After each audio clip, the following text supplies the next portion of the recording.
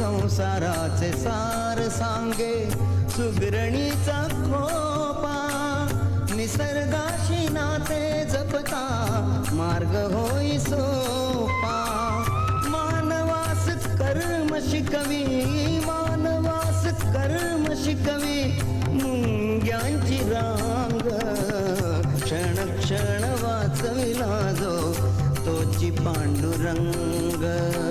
क्षण क्षण वाचविला जो तोची पांडुरंग बोलतो पाषाण ही तोची पांडुरंग बोलतो पाषाण ही तोची पांडुरंग तोची पांडुरंग